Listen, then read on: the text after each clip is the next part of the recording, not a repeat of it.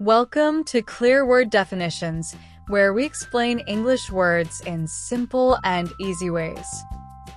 Today's word is atheist. An atheist is a person who does not believe in God or any gods.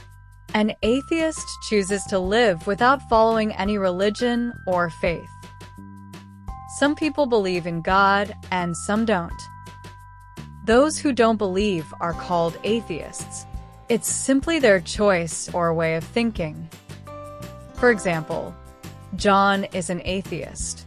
He doesn't believe in God, but he respects others who do. When someone doesn't believe in God, the word for that is atheist. That's all for today's word, atheist. If you enjoy learning new words, don't forget to subscribe. Thanks for watching Clear Word Definitions. See you in the next one.